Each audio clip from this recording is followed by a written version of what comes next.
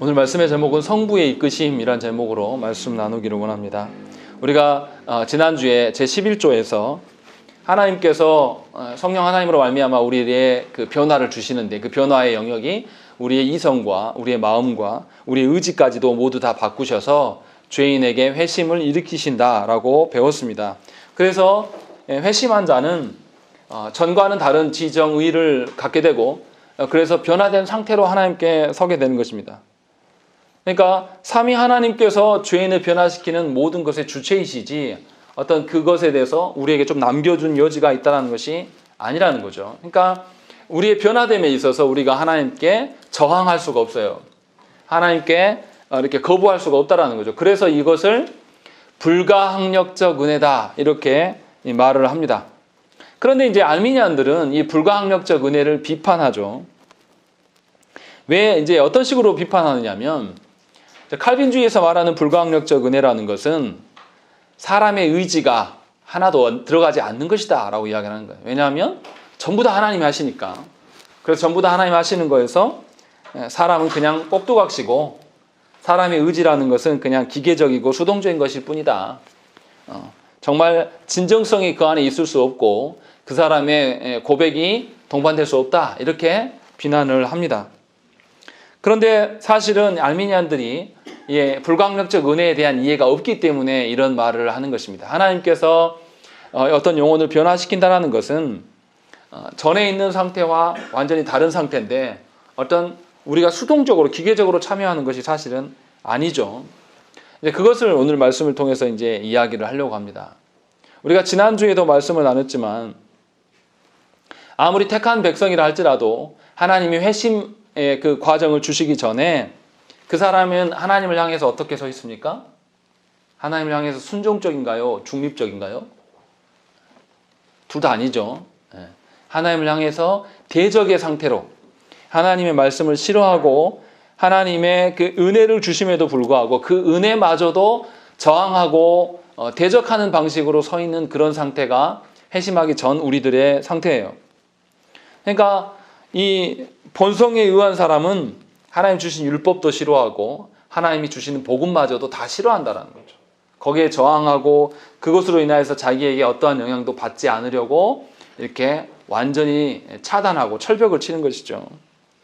그런데 하나님께서는 놀랍게도 이러한 저항하고 하나님께 대적하는 자들을, 그 우리의 대적과 우리의 저항을 다 깨부수시고 우리를 굴복시키십니다.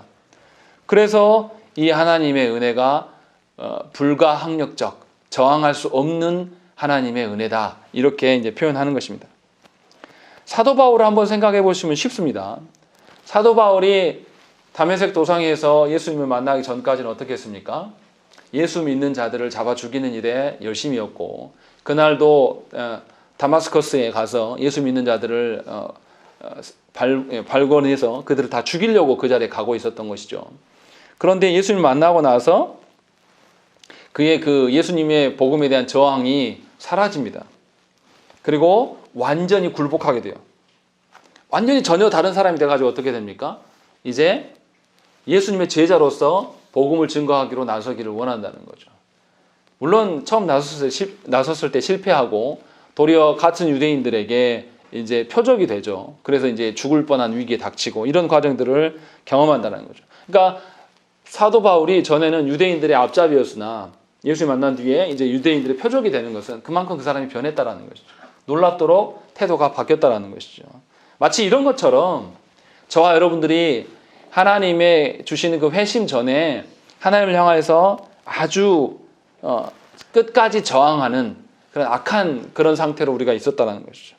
그런데 하나님께서는 당신이 주도적으로 우리를 변화시키셔요. 우리가 수락을 하든지 안 하든지, 우리가 수능을 하든지 안 하든지 상관없이 하나님께서 주도적인 변화를 주시고, 이 주도적인 변화로 말미암아서 변화가 일어난다는 거죠.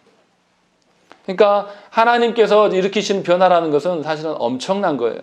우리가 나 자신이기 때문에 인지하지 못하는 것뿐이지, 사실은 내가 아닌 타인의 입장에서 그 사람의 예수 믿고 회심한 이후의 변화됨이라는 것은 놀라운 변화인 것입니다. 이것이 우리 안에 있는가, 지금 그 이야기를 하고 있는 거죠. 그래서 요한복음 6장 65절 말씀, 우리 한 장만 넘기시면 나옵니다. 요한복음 6장 65절 말씀 우리 한번 읽겠습니다. 읽겠습니다. 시작.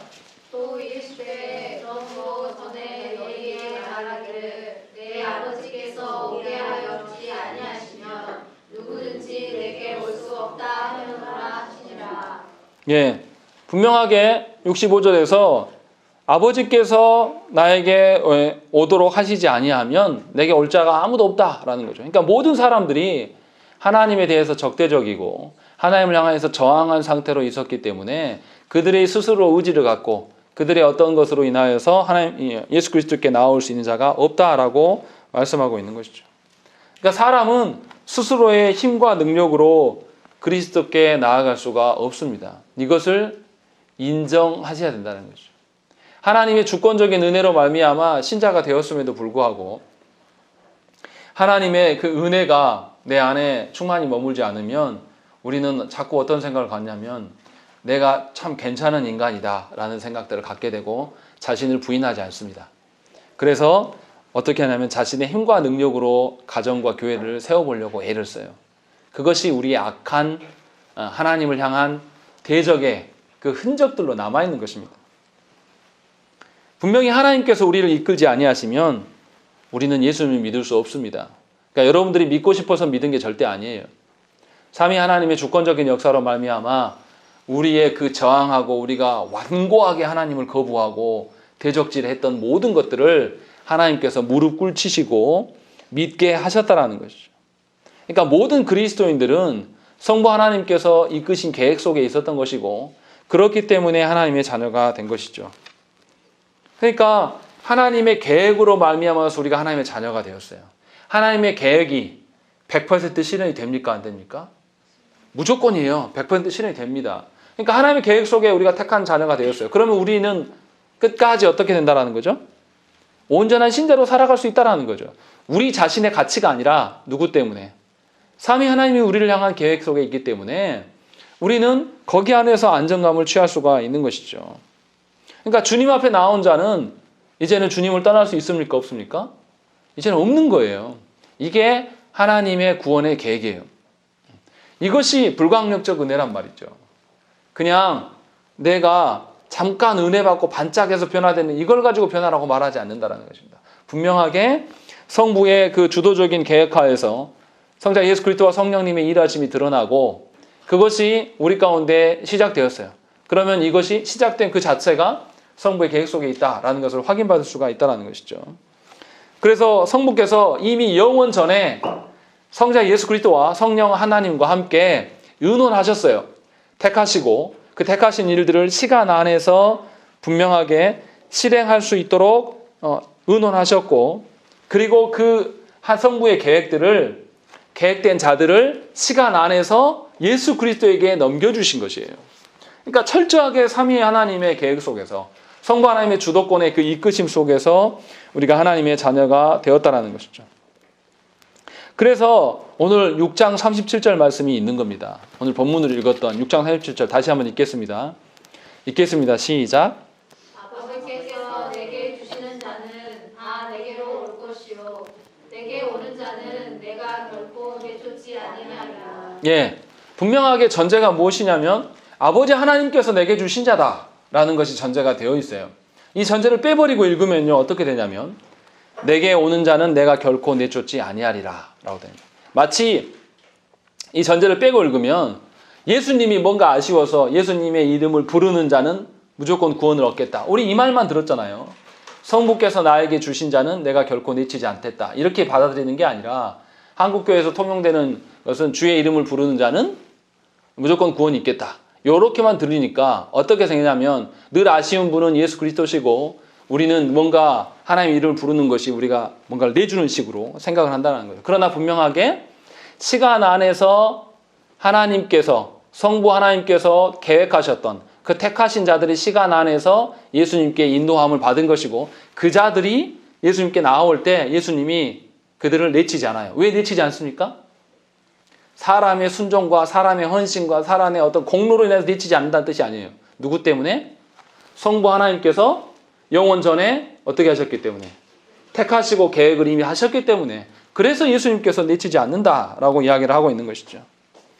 그러니까 우리가 착각하면 안 된다는 거죠. 주의 이름을 부르는 자는 모두 다 구원받는다. 우리가 불렀기 때문에 구원받음이 절대 아니라는 거예요.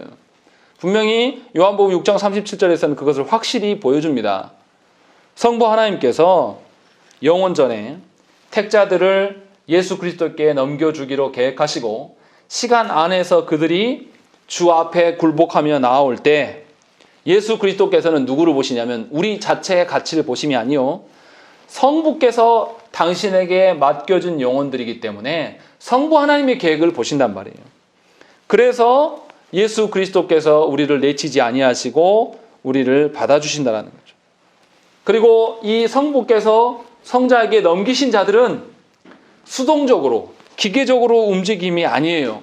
성부의 계획하에서 움직여가는 것이기 때문에 성부 하나님의 그 이끄심을 깨닫게 하시고 알게 하셔서 그들을 고백케 하고 순응케 하심으로 말미암아 의무적인 이끌림이 아니라 자원하는 심정으로 자신의 의지를 발휘하여서 하나님께 나아갈 수 있도록 하나님께서 은혜를 베푸신다는 것입니다. 이것이 하나님의 인격적이심이고 이것이 하나님의 불가항력적인 은혜예요. 그러니까 택자들은 분명하게 하나님께서 성자와 성령을 통해서 이 베푸신 사랑을 아는 자들이에요. 이런 거 아무것도 모르고 그냥 자기 자신의 이익과 만족을 위해서 살아가는 것은 사실은 참 신자라고 말하기는 어렵습니다. 분명히 저와 여러분들이 구원받음은 성부 하나님께서 영원 전부터 계획하셨던 일들을 성자 예수 그리스도와 성령 하나님을 통해서 시간 안에서 그대로 수행케 하시고 적용시키심으로 말미암아 우리 가운데 드디어 실현되고 우리가 그것을 수긍하고 인정하게 되었다는 거예요. 그러니까 우리의 구원은 전 우주적인 역사와 맥을 같이 하고 있는 거예요. 이미 창조 때부터 시작된 우리의 구원이라는 것이죠. 다만 우리가 시간 속에 매여 있기 때문에 어떤 특정 시간에 태어나고 특정 시간의 기간이 되었을 때에 하나님께서 우리에게 적용하시고 이끄셨다서 그것만 보일 뿐이지 사실은 우리의 구원 계획은 성부 하나님이 주도적으로 영원 전부터 계획하신 것을 실현하신 거예요. 그러니까 얼마나 놀랍습니까? 우리의 구원이라는 것이 그냥 잠시 잠깐 하나님이 우리를 향해서 아무 생각이 없으셨다가 번뜩 생각이 들어서 잊어버리고 있다가 갑자기 해주신 그런 게 아니라 철저한 계산과 계획 속에서 이미 이루어져 있었고 그것이 성자 예수 그리스도의 순종과 성령 하나님의 사역으로 말미암아 우리 안에 드러난 것이죠. 그렇기 때문에 우리 같은 성자 예수 그리스도의 순종하심도 있을 만큼인데 우리의 어떤 저항력, 우리가 하나님을 향하여서 대항하고 하나님을 향해서 대적하는 어떤 그런 정도로 하나님의 구원 계획을 막을 수 있겠냐 이 말이죠. 그럴 수 없다라는 거죠. 다시 말하면 하나님의 그 불가항력적 저항할 수 없는 하나님의 그 은혜를 부어주실 때에 내가 안 바뀌고 배길 수 있냐 이 말이에요. 제가 어렸을 때 뭐 지금은 아이들 그렇게 안 하겠지만 저 초등학교 때 이렇게 학교 선생님이 그 때 검사를 했습니다. 해보신 분들은 아실 거예요. 반 아이들 다 우통을 까고 남자애들은 바지까지 내리고 팬티만 입고 있습니다. 그래서 이제 더러운 애들을 불러요. 이렇게 앞에 나와줘. 선생님 그래서 유성 매직으로 더러운 부위를 칠해버립니다. 그러면 선생님이 뭐라 그러냐면 이렇게 했는데도 네가 안 씻고 오겠냐? 하면서 막 이렇게 하신단 말이에요. 그러면 애들이 어떻게 합니까? 매직 칠해놨으니까 이거 어떻게 해야 돼요? 씻어야 되잖아요. 때를 벗기고 싶어서가 아니라 매직을 지우고 싶으니까 집에 가서 그 다음 들어오면 어떻게 됩니까? 칠했던 부위가 빨개 가지고 와요. 근데 때는 다 벗겨져 있습니다. 갑자기 말씀을 준비했는데 그때가 생각나더라고요. 아, 하나님이 이렇게 주도적으로 우리에게 은혜를 베푸시는데도 우리가 버틸 수 있냐? 그것이 아니다. 그것이 불가항력적 은혜다라고 지금 우리 신앙 선배들이 그렇게 고백하면서 이야기를 하고 있는 거예요. 그러니까 하나님께서 베푸시는 그 구원이라는 것이 오늘 신앙 고백서에서 나온 것처럼 놀라운 일이고 이 놀라운 일들이 하나님의 초자연적인 역사이며 가장 능력 있는 일이고 가장 즐겁고 놀랍고 신비스럽고 형언할 수 없는 사역이다. 이렇게 고백을 하는 거예요. 그냥 어쩌다 믿은 게 아니란 말이에요. 하나님의 그 놀라운 은혜로 말미암아서 우리가 예수를 믿게 되었고 그 예수 믿음이 뭐냐면 결국은 우리의 죄인됨이 변화되는 것이에요.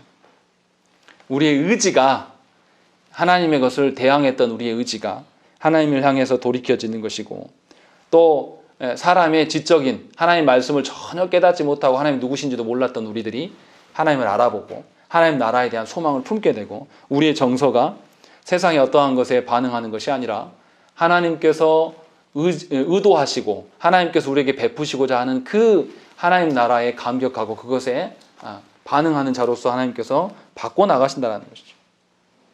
그러니까 하나님께서 우리를 중생케 하셔서 나를 변화시킴은 수동적인 것이 아니에요. 하나님의 놀라운 은혜로 말미암아 내가 거기에 스스로 자발적으로 하나님의 내 의지를 발휘해내서 하나님께 엎드릴 수 있을 만큼의 변화를 이야기하는 거예요. 오해해서 들으면 안 됩니다. 내가 자발적으로 하나님의 일들을 믿었다 이 뜻이 아니에요. 하나님이 나에게 변화를 주셔서 내가 하나님의 어떠함을 깨닫고 내 지적인 능력들이 깨어나고 그것으로 말미암아 내 정서가 하나님의 것에 반응하는 식의 드러나는 것이고, 또 내 의지가 그거로 말미암아 정말 하나님의 일들을 실현하고 싶다, 정말 하나님의 그 실현하심에 내가 동참하고 싶다라는 그런 자발적인, 그러니까 하나님의 일들이 전에는 아무것도 몰랐고 그것에 대적했던 내가 하나님의 이루심에 대해서 기뻐하고 소망으로, 소원으로 우리가 삼게 된다는 것이죠. 그래서 우리의 기도 제목이 바뀌어지는 거예요. 하나님 앞에서 하나님과 교제하며 나날이 살아갈수록 하나님께서 내 삶에 아주 세밀한 부분까지도 다 관여하고 계심을 인생을 살아가면서 하나님과 동행하면서 살면서 점점 더 많이 깨달아져요. 그러니까 전에는 하나님 내 건강, 하나님 내 안전, 하나님 내 직장, 하나님 내 가정, 내 자녀 이랬던 우리들이 이제는 이거 다 하나님이 원래 돌보시고 계셨구나, 하나하나를 깨닫게 되니까 이제 더 이상 그것을 구하지 않는, 하나님이 이끌어 가시는 저 하나님 나라의 것들을 궁금해하고 저 하나님의 것들이 속히 우리에게 임하기를 소망하고, 그래서 그 나라를 소망하는 것이 내 인생이 되어지는 것이죠. 이것이 하나님 우리 가운데 변화를 일으키시는 것입니다. 그래서 하나님을 아는 자들은 하나님 앞에서 하나님께 나아가는 장애물들을 제거하기를 원합니다. 분명히 성부께서 성자 예수 그리스도와 성령님의 그 역사로 말미암아 우리에게 복음을 듣게 하시고 복음으로 말미암아 우리 변화를 일으키셔요. 그런데 놀랍게도 우리 안에 여전히 뭐가 남아 있습니까?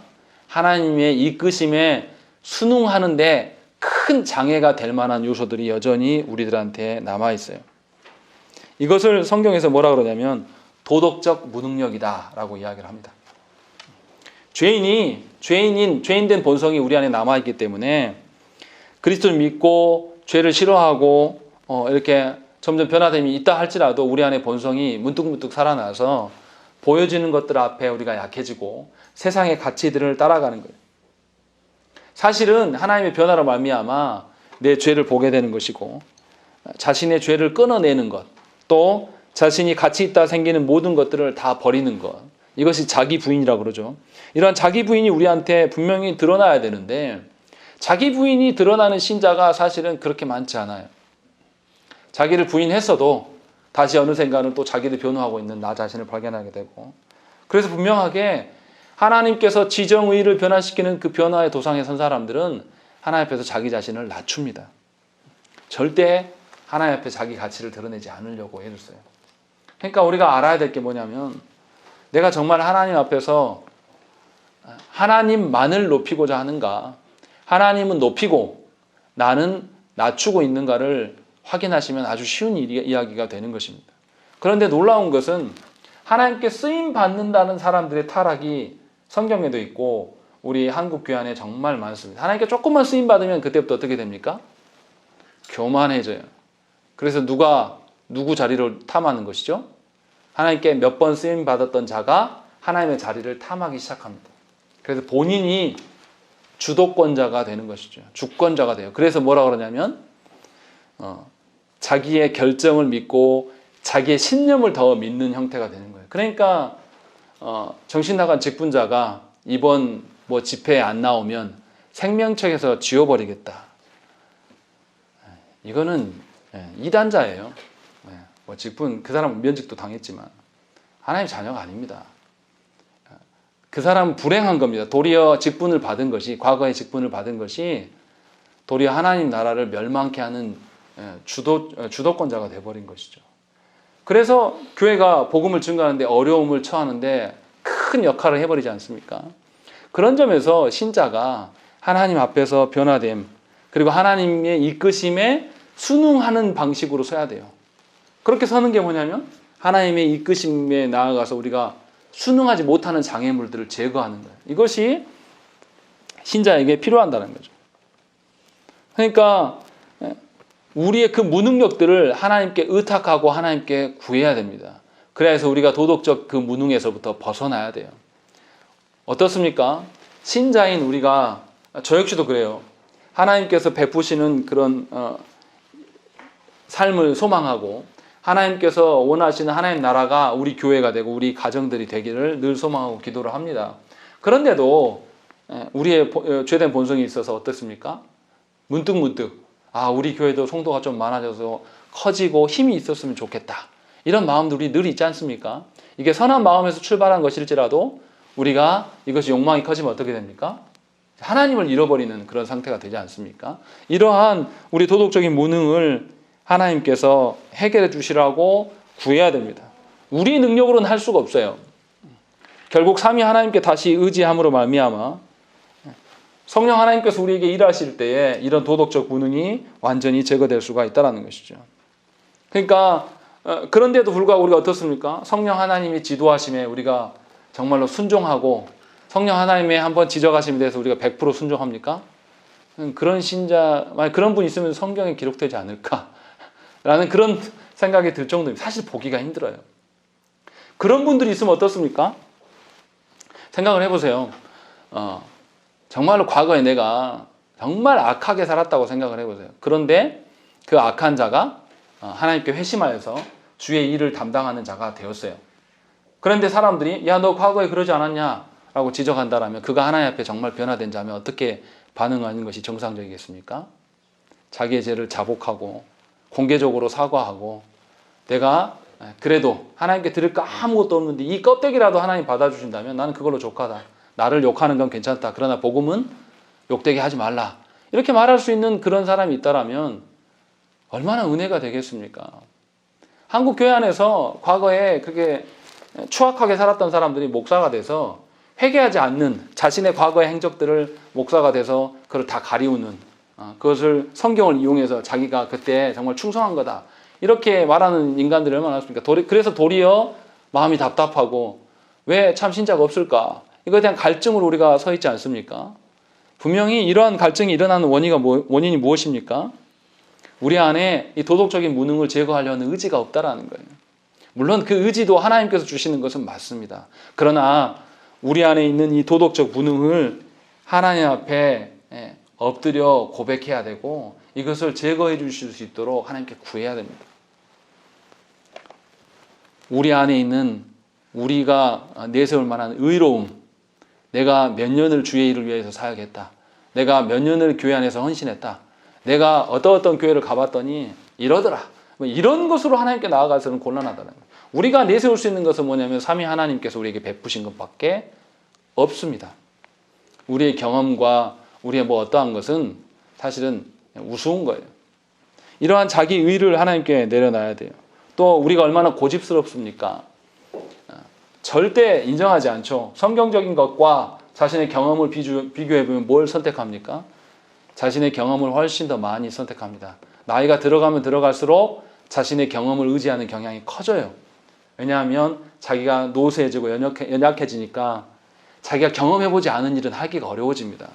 물론 아직도 저는 살 날이 많이 남아있지만 저도 살짝 그렇게 느껴질 때가 있어요. 이래서 나이가 들어간다는 말이구나 라고 느껴질 때. 그러나 분명하게 우리가 우리의 경험과 우리의 어떤 고집스러움을 하나님께 내려놓을 줄 알아야 됩니다. 하나님은 원래 죄인된 우리와 다른 존재이시기 때문에 우리 입장에서는 이질적인 것이고 낯선 분이에요. 그렇지 않기를 바라는 것은 우리의 고집이라는 것이죠. 이렇게 이 모든 것들을 하나님 앞에 포기하고 내려놓을 수 있도록 하나님께 구하셔야 됩니다. 그래서 나는 정말 걸레짝 같고 나는 굉장히 더러운 인간으로 드러날지라도 그 안에서 누가 드러나면 되는 거죠? 삼위 하나님의 일하심이 드러나면 그걸로 족한 거예요. 그러면 사람들이 나를 같이 이야기해 줍니다. 이게 영광이라니까요. 왜 우리가 계속해서 말씀을 나눌 때 예수 그리스도 옆에 있었던 강도로의 이야기들이 지금까지 회자됩니까? 그가 한 일이 뭐가 있습니까? 아무것도 없어요. 십자가에서 그냥 하나님의 은혜로 말미암아 예수님 옆에 매달려 있는 거, 예수님 옆에 매달린 것 자체도 사실 하나님의 은혜 베푸심이죠. 그래서 그 은혜 속에서 예수 그리스도의 그 회개케 하심으로 말미암아 잠시 하나님 앞에서 큰 회개를, 그러나 그의 사람의 본질은 뭡니까? 강도예요. 십자가 처형을 당한 사람이에요. 당시 십자가의 처형은 굉장히 무서운 처벌인 것이죠. 어떤 거냐면 우리식으로 말하면 이런 거예요. 사형 집행을 하는데 공개적으로 TV로 방영을 해주는 사형 집행을 당한 거예요. 그럼 얼마나 그 창피한 것이고 얼마나 그 대대로 기록이 남을 것입니까? 예수님 그렇게 달리신 거예요. 그렇게 추악한 인간인데도 그가 회개함으로 말미암아 어떻게 된 겁니까? 대대로 이 믿음의 후손들한테 예수님 옆에 달린 강도 이야기가 계속 언급되는 거예요. 회자되는 거예요. 이것이 하나님의 영광을 드러내는 거예요. 그러니까 저와 여러분들이 하나님 앞에 순종하는 데 장애가 되는 것들을 이처럼 내려놔야 돼요. 그것이 하나님의 영광을 드러내는 방편이고 우리가 사는 길입니다. 그래서 믿는 자들에게 이 불가항력적 은혜가 드러난다는 방식은 나를 철저하게 낮추고 삼위 하나님만을 드러나게 할 수밖에 없다는 것이죠. 그러니까 불가항력적 은혜를 믿고 경험하고 그것을 누리기를 원하신다면 나는 없어야 됩니다. 하나님 앞에 내 자신을 드러내지 않아야 된다는 것이죠. 이것조차도 내 의지가 아니라 하나님께서 나를 바꾸신 의지여야 된다. 지금 우리가 그것을 이야기하고 있는 것입니다. 그러니까 어떻게 했습니까? 이 하나님의 그 은혜, 저항할 수 없는 은혜를 경험한 사람들은 어떻게 했어요? 하나님의 이끄심함에 어떻게 하면 내가 순응할 수 있을까? 하나님의 이끄심 앞에서 어떻게 하면 내가 하나님을 더 의존적인 인간이 될 것인가? 이것을 고민하고 이것을 하나님께 구할 수밖에 없다는 거죠. 날이 갈수록 하나님을 구할 수밖에 없는 거예요. 그러니까 우리의 믿음의 선배들이 어떻게 해요? 살아가는 순간순간마다 누구 이름을 불렀습니까? 하나님의 이름을 부른 거예요. 아버지, 아버지, 주여, 주여 하고 이름을 부르면서 일상에서도 늘 그렇게 살아가는 것이죠. 그 횟수가 늘어나는 거예요. 내가 할 수 있는 힘들이 세월이 흘러가면 흘러갈수록 내가 더 능력이 있어집니까? 없어집니까? 더 무능력이 더 드러나는 거예요. 내가 아무리 말씀을 알고 내가 아무리 교회 안에 경험이 많고 사역의 경험이 많다고 해도 그것으로 하나님 나라의 백성됨을 보증할 수가 없는 거예요. 그렇기 때문에 철저하게 하나님께 엎드린다는 것이죠.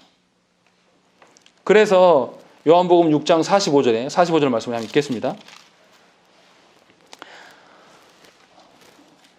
자, 45절 읽겠습니다. 시작.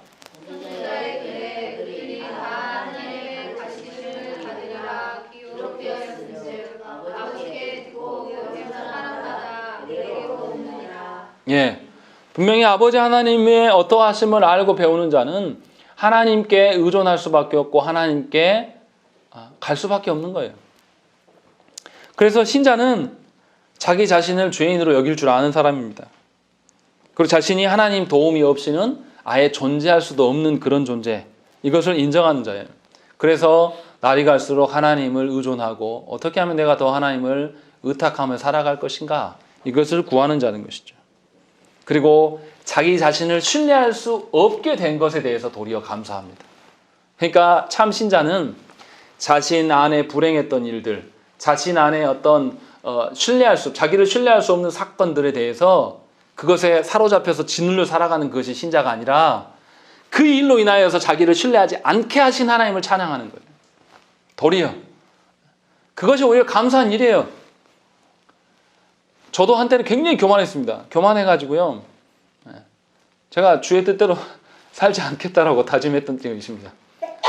형님도 목회하고 동생도 목회하니까 내가 내 힘으로 우리 부모님에게 좀 도움이 돼야 되겠다, 이렇게 생각했던 적이 있습니다. 헛된 생각인 거죠. 자기 앞가림도 할 수가 없다는 것을 하나님께서 깨닫게 하시고 알게 하십니다. 그랬을 때에 드디어 하나님께 두 손 두 발 들고 나를 신뢰할 수 없는 존재로 깨닫게 하신 하나님, 이것을 우리가 기뻐해야 된다는 거예요. 그러니까 신자에게 고난과 고통은 어떤 것이죠? 자기 자신을 내려놓는 계기가 될 수가 있는 것입니다. 그래서 우리가 신자들이 하나님 주시는 고난 가운데서 하나님 놀라운 은혜를 경험하는 거예요. 신자에게 고난은 그냥 단순히 고난이 아닌 것입니다. 그래서 분명하게 우리가 드러내고 우리가 의존해야 될 것은 하나님이시지 사람의 어떠함이 아니에요. 조심하셔야 될 게 뭐냐면 어떤 특정 설교자에게 의탁하는 경향이 한국교회 성도들이 굉장히 강합니다. 똑같은 복음을 전해도 누가 전하느냐에 따라서 성도들의 반응이 달라요. 제가 설교를 잘 못해서 이런 말씀을 드리는 것은 절대 아닙니다. 분명하게 하나님이 아닌 어떠한 것에 의탁하는 것들이 우리가 생긴다라면 하나님께 구하셔야 됩니다. 그래서 철저하게 삼위 하나님만이 우리의 걸어가야 될 표대가 될 수 있도록 구하셔야 되는 것입니다. 그래서 신자는 누구 앞에서 살아가는 자들입니까? 삼위 하나님 앞에서 살아가는 자들이 되어야 된다는 것입니다. 그러니까 우리가 하나님의 은혜 가운데 평생 거할 수 있으면 그게 얼마나 복이겠습니까? 그보다 더 큰 복이 없죠. 그러나 이제 우리가 연약하고 우리가 죄성이 남아있기 때문에 우리가 항상 은혜 안에 있을 수는 없어요. 그러나 중요한 것은 은혜가 떨어져서 우리가 큰 죄를 짓다 할지라도 분명히 하나님을 향해서 의심하고 불순종하는 일들이 있다 할지라도 하나님께서 깨닫게 하실 때 즉시 다윗처럼 돌이켜 회개할 수 있는 은혜를 평상시에 늘 구해야 되고 그것이 우리의 삶의 태도가 되어야 되는 것입니다. 남들이 나를 지적했을 때 내 죄가 밝혀지고 내 죄가 만천하에 공개되는 그것의 부끄러움에 그것을 집중하려고 하지 마시고 만천하에 공개되더라도 내가 하나님께 돌이키는 것 이것이 놀라운 은혜임을 깨닫고 그것을 소망하는 자들이 되기를 하나님께 구하셔야 됩니다. 남들이 나를 비난해서 너덜너덜 해줘도 상관이 없어요. 도리어 그것으로 인하여서 삼위 하나님께서 나를 끝까지 포기하지 않고 이끄시는구나. 우리가 공개되든 안 되든 우리는 원래 어떤 자입니까? 추접스럽고 더럽게 무식하고 더럽게 고집스러운 존재들이에요. 원래 우리 그래요. 밝혀지지만 않은 것뿐이에요. 그런 우리들을 하나님께서 지금까지 보존하시고 앞으로도 이끄시는 거예요. 이것에 대한 소망을 두시라는 거예요. 여러분 안에 혹여나 내가 내 안에 어떤 것이 밝혀질까? 혹여나 내가 포장되지 않아서 두려움 이런 것들에 대해서 놀라지 마시라는 거죠. 도리어 하나님의 이끄심 속에 있음으로 충분한 안정감을 취하시고 그것으로 감사하는 성도 되기 위해서 구하셔야 됩니다. 우리 시대에는요 그런 성도가 필요해요. 그런 신자가 하나님의 영광을 드러낼 수가 있는 것입니다. 교회가 너무나 타락해서 그런 신자들을 보기가 어렵습니다. 그러나 분명히 하나님께서 말씀을 주시고 분명히 우리들을 그런 자로 세우시기를 원하신다는 거예요. 그래서 우리가 하나님께 나아가며 하나님의 성부의 그 이끄심 앞에서 늘 순응하고 하나님의 이끄심으로 말미암아 감격하는 자들 되기를 소망하는 저와 여러분 되시기를 간절히 축원합니다. 함께 기도하겠습니다.